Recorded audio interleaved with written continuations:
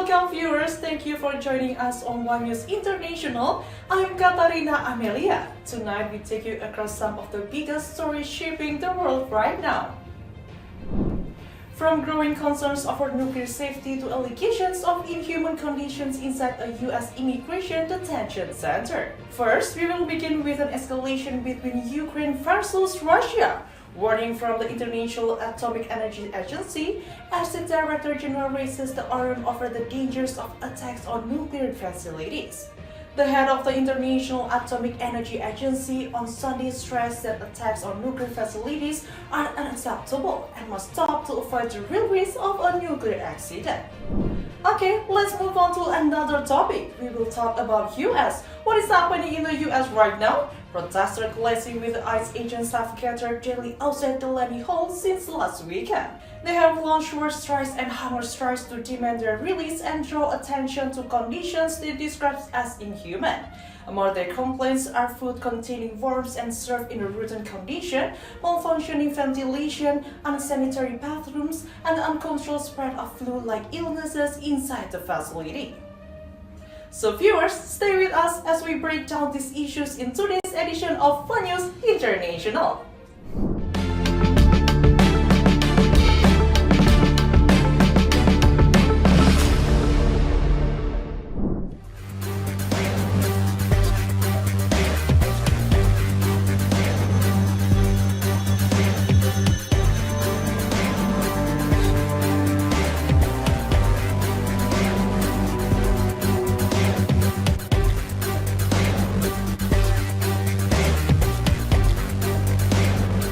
The head of the International Atomic Energy Agency on Sunday stressed that attacks on nuclear facilities are unacceptable and must stop to avoid the real risk of a nuclear accident.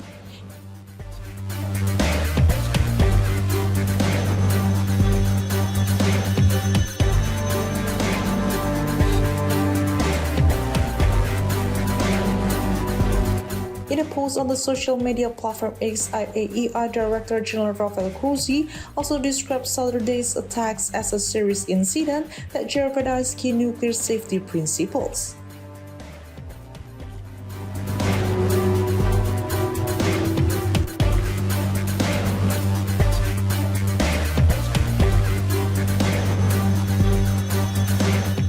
The post stated that an IAEA team inspected the Zaporizhzhia nuclear power plant after it was reportedly struck by a drone the previous day.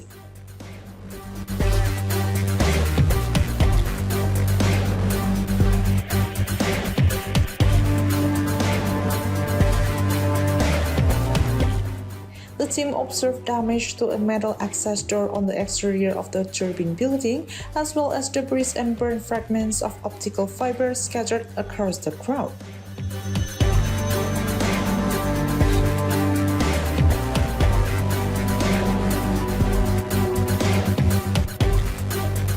Based on its observations, the team concluded that the damage was consistent with the impacts of a drone strike.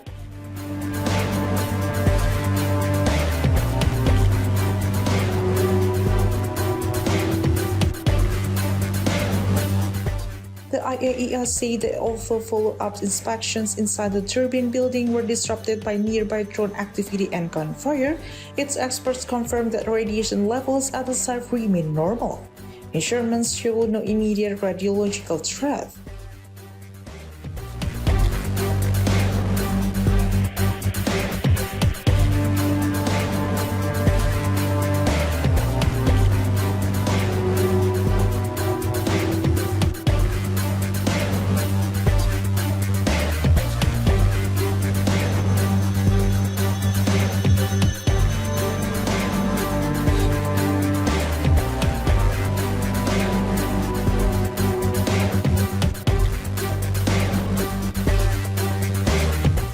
Russia's state nuclear corporation Rosatom said on Saturday that a Ukrainian drone struck the turbine section of Unit 6 at the Zaporizhzhia nuclear power plant.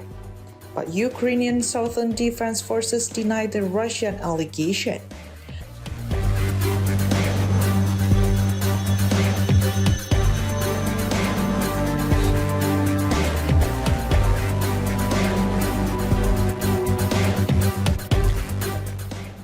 IAEA Director General Rafael Grossi expressed serious concern over the reported attack, warning that attacks on nuclear facilities are like playing with fire.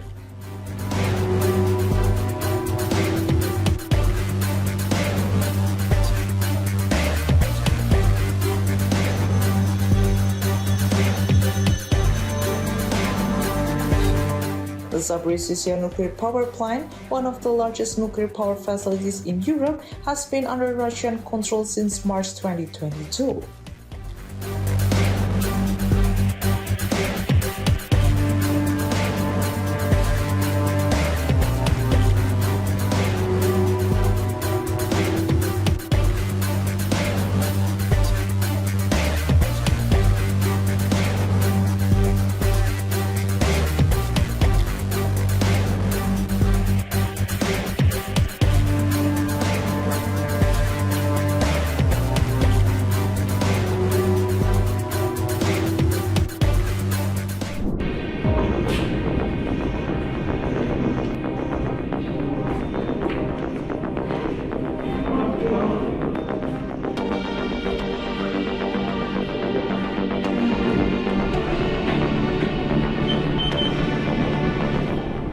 U.S. Federal Reserve Governor Jerome Powell on Sunday, May 31, warned about the impact of the politicization of the Fed and called for a broader defense of democratic institutions. In his first public remarks since the end of his 8-year tenure as head of the central bank,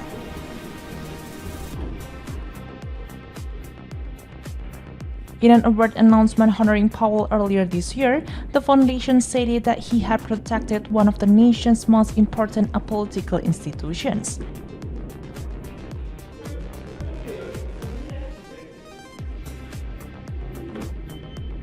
And demonstrated extraordinary courage in the face of ongoing personal and professional risks. Powell's term as chair officially ended on May 15. He decided to remain a Federal Reserve Governor in part because of what he viewed as an ongoing threat to the Fed's independence. A decision that effectively prevents Trump from appointing another member to the Fed's board for the time being. Kevin Warsh, on Friday, May 22, said that he will focus on reform and uphold the past traditions of the Fed as he takes over the leadership of the U.S. Central Bank. Warsh 56 secured the support of the President Donald Trump for the position after a year-long public audition among the leading candidates. Warsh has outlined ambitious reform goals for the central bank, which he believes began to lose its way when he resigned as a governor in 2011 in opposition to the Fed's bond buying program.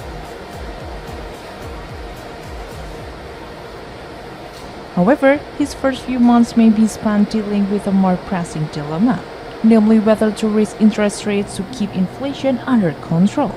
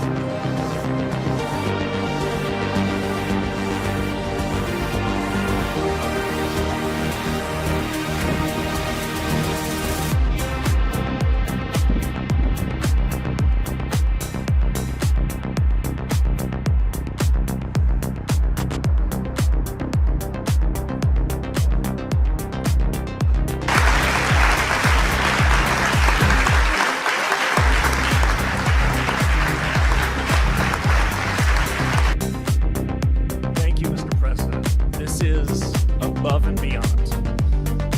It is such an honor for Jane and me to have this ceremony here in the East Room with you, sir.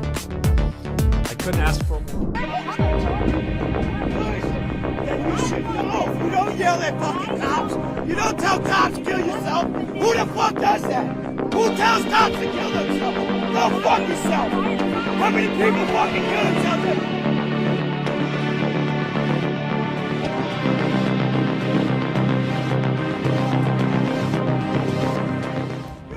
Agitators at night have escalated tensions during protests outside the Newark Immigration Detention Center, New Jersey Governor Mikie Sherrill said on Sunday, May 31, as the city imposed a curfew around the troubled Delaney Hall facility.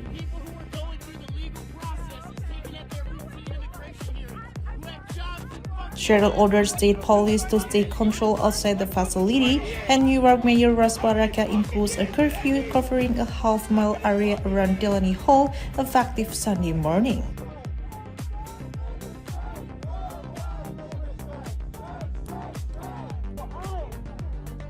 State police established a protected protest zone after several days of confrontations between demonstrators and federal agents outside Delaney.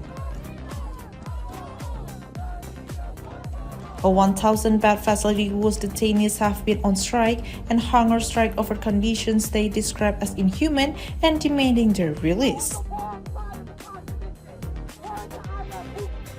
The GEO Group operates Delaney Hall for U.S. Immigration and Customs Enforcement.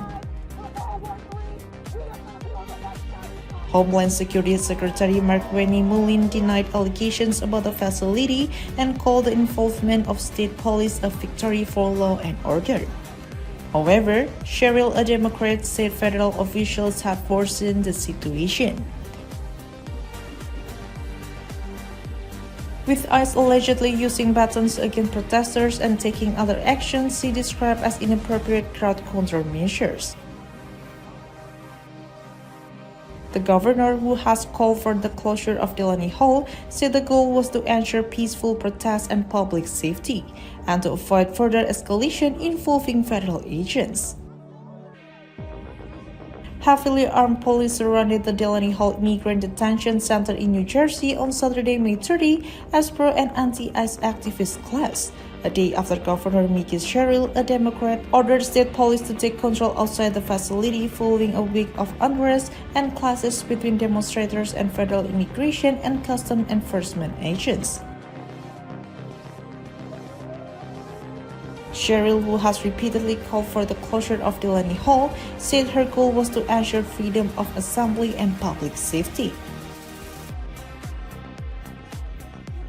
Demonstrators confronting ICE agents have gathered daily outside Delaney Hall since last weekend.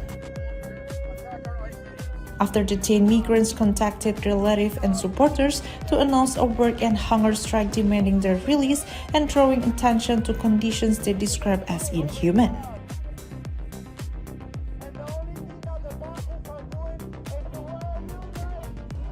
Among the complaints they cited were food containing worms and in rotten state, broken ventilation system, unsanitary bathrooms, and the spread of uncontrolled flu-like illness inside the facility.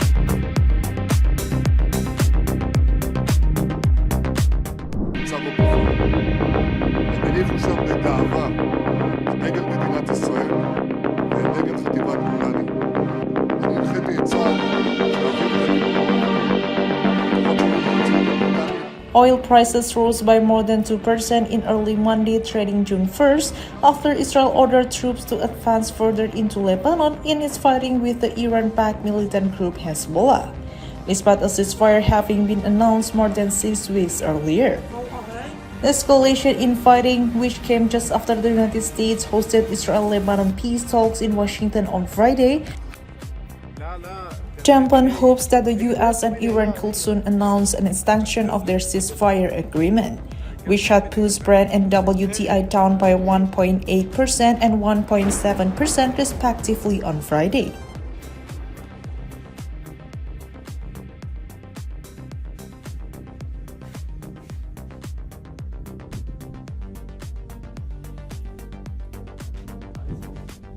The Israel-Lebanon conflict represents the widest spillover of the Iran war.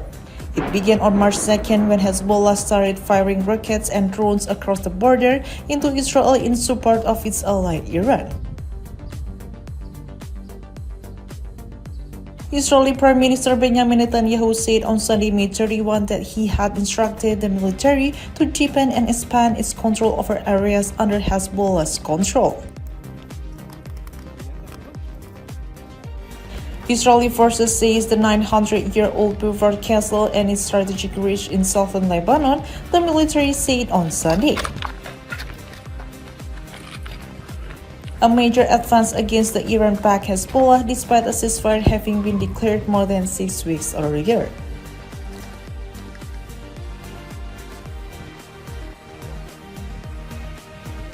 This followed one of the heaviest days of Hezbollah shelling toward northern Israel on Saturday, May 30, since the April ceasefire, which led to school closures and restrictions. The operation, the military said, focused on controlling the Bufar Bridge and the Wadi al-Salki area, while weakening Hezbollah militants and their infrastructure on the ridge built under Iranian direction. Lebanon's Prime Minister on Saturday accused Israel of pursuing a scorched earth policy in southern Lebanon as Israeli forces expanded their group invasion.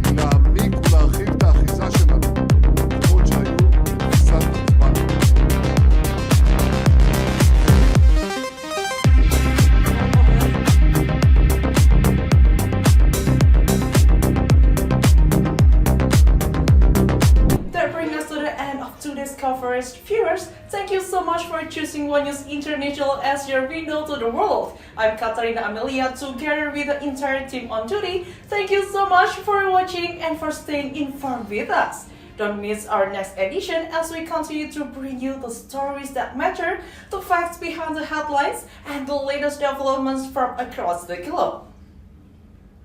Until we meet again, stay safe, stay informed, and have a great evening. See you tomorrow at 5:30 p.m. only on the TV OneNews.com YouTube channel. Bye!